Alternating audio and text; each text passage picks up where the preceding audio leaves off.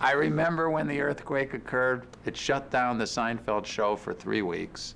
The earthquake hit in '94, and if I hadn't been doing Seinfeld, I would have moved out of Los Angeles. My house was perched on the hill, and I thought, I wonder if I'm going to take a ride now in this house, in this bed. Are we going to just ride down the hill? I knew we weren't going to work because the house right next door to me had just slid down the mountain.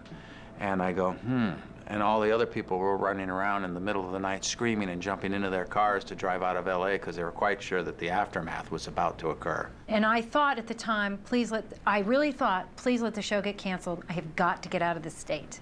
It didn't occur to me much later to panic. I was wanting to sell everything I had. I remember being so worried that morning that we'd have work. For some reason, I was sure there would be work anyway, and there was no way I was leaving my kid. What you need is an old car, food and water, and a good heart.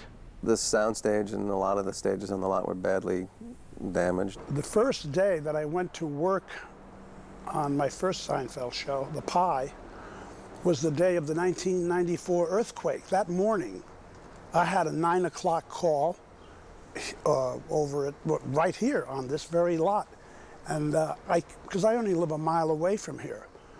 So when I got here, I found out, the gate guard told me that I wasn't working. He said there'd been some structural damage to the sound stage where Seinfeld was shot. The earthquake hit and broke out both the north and south walls of our stage. And the lot itself had been hit pretty hard by the earthquake. No lights fell down, and nobody was injured.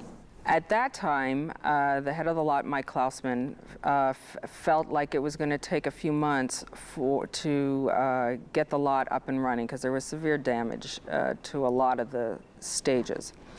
And at that time, Castle Rock said to me, well, we have to find another place to go. We seriously considered moving over to Paramount. They had a stage available. It wasn't damaged. And then Michael Klausman, in not wanting to lose the show, worked quickly to get our stage up and running. There were some problems all about the studio lot with gas lines. And I thought, well, if we're going to go, suddenly an explosion occurs while we're taping, that would be the best way to go. I can't think of any better way to go than saying a line, and all of a sudden it's just a big ball of fire. And they got that, of course, on camera. Somehow that was preserved, and they could show that back. I mean, that would be a real blooper.